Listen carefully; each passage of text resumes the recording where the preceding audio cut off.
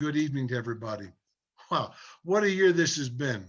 This past year has without a doubt been the most challenging one during my 31 years serving on the board of the ABS.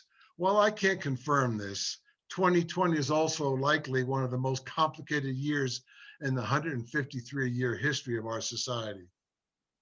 Just to think that our new office that we just rented early last year has been closed and the board has not met in person for over a year now is something no one could have predicted just a year ago.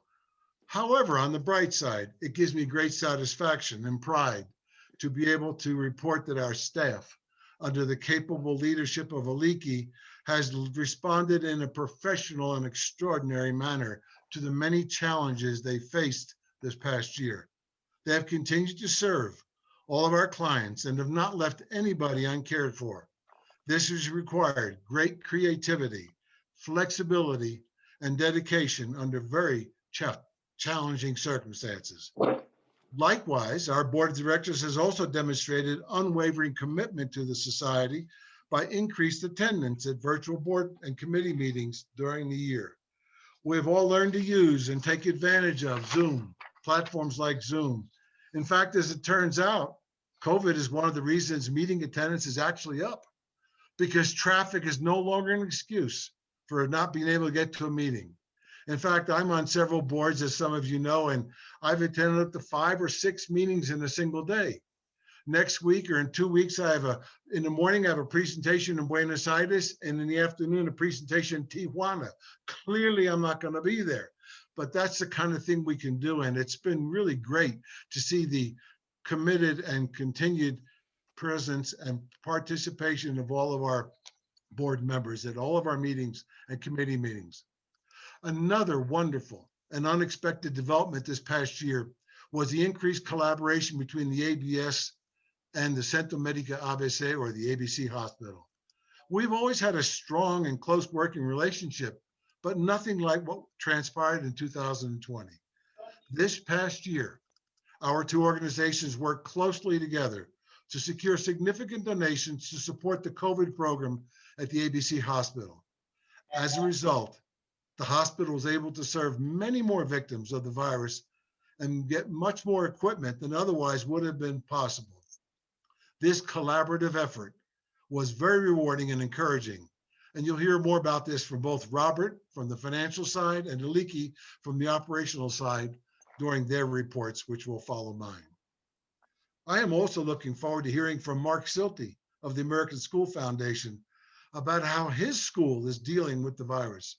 For many young families, the closing of schools has undoubtedly been one of the most challenging impacts of the virus.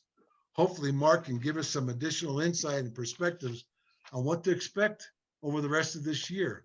As best, he doesn't have a crystal ball, but as best he and his staff can tell us. I also look forward to developing a strong working relationship with the new staff of the U.S. Embassy.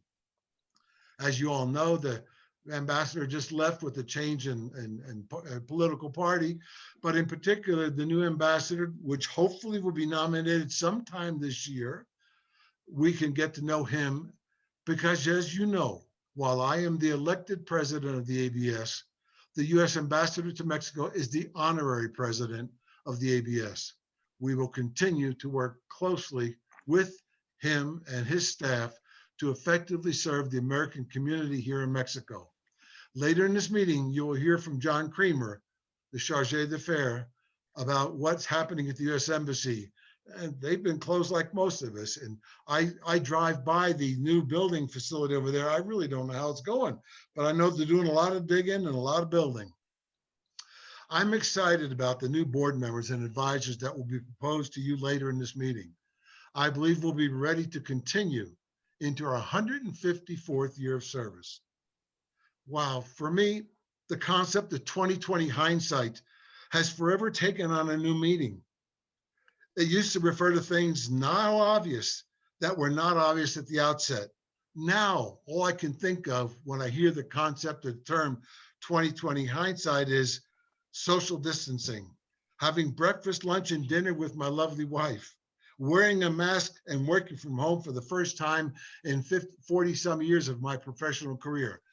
That's 2020 hindsight for me going forward. It's not what it used to be. Let us all pray for an effective and expeditious distribution of the vaccine over the next several months. That's the only way we're going to really be able to move forward with this. Each of the speakers will have his idea on where we're headed from here, again, as best they can. So let me close by saying thank you all for your attention this evening and for your continuing support of the American Benevolent Society.